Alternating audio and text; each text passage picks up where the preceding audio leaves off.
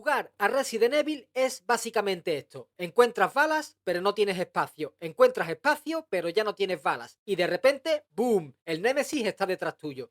En los años 90, los videojuegos estaban en plena revolución. Entre gráficos 3D que sorprendían y géneros que experimentaban, nació una saga que no solo puso a los jugadores a prueba, sino que también los hizo sudar con cada puerta que abrían. Así comenzaba el viaje por el terror con una palabra clave: supervivencia. Hoy vamos a explorar cómo empezó todo, desde la visita a la mansión Spencer hasta las pesadillas que expandieron el caos a toda una ciudad. Prepárate, porque esta es la historia.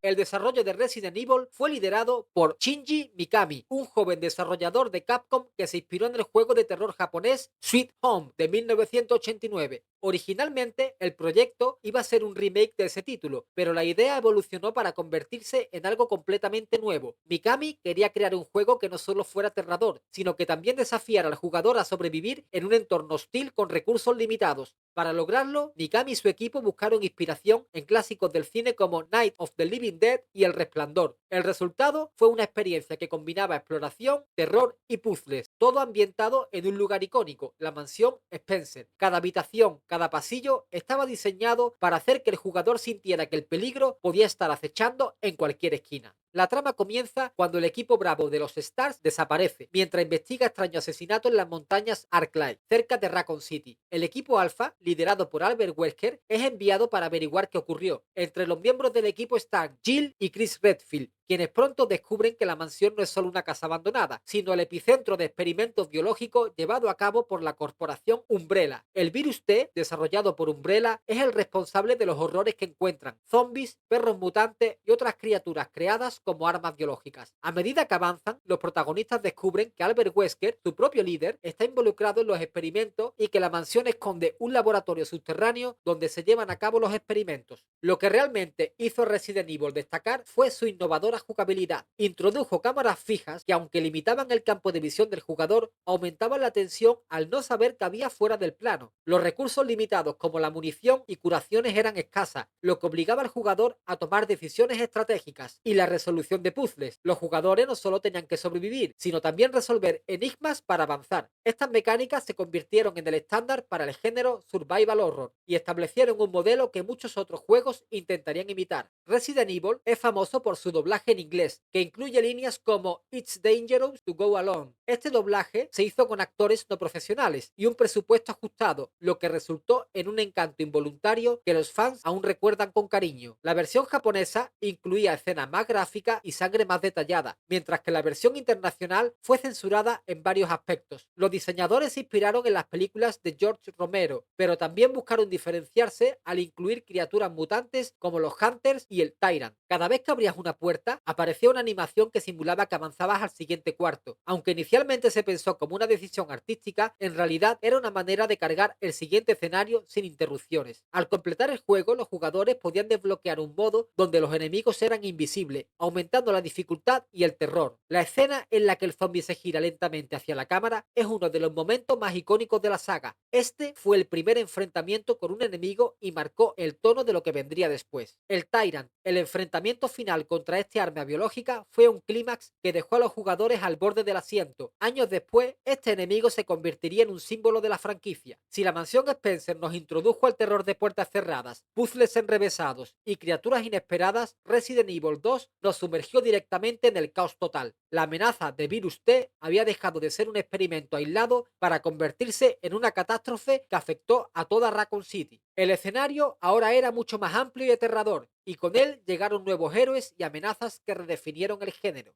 Tras el éxito del primer juego, las expectativas eran altísimas. Capcom tenía el desafío no solo de superar lo logrado, sino también de expandir el universo que había creado. Resident Evil 2 nos llevó del entorno cerrado de una mansión al caos total de una ciudad infestada de zombies. Esta vez el escenario era mucho más amplio, pero también mucho más aterrador y más guapo. Originalmente, Resident Evil 2 iba a ser un juego completamente diferente, conocido como Resident Evil 1.5. Esta versión incluía escenarios más modernos y una historia menos conectada al primer juego. Sin embargo, el proyecto fue descartado casi al 70% porque no cumplía con la visión que Capcom quería para la saga. Gracias a este reinicio, el juego que conocemos hoy se convirtió en una obra maestra. El juego presenta dos protagonistas nuevos: Leon, un policía novato en su primer día de trabajo, y Claire Redfield, una joven en busca de su hermano Chris. Ambos llegan a una Raccoon City completamente devastada por el brote del virus T. Mientras Leon trata de cumplir con su deber y sobrevivir, Claire descubre pistas sobre los experimentos de Umbrella y el paradero de su hermano.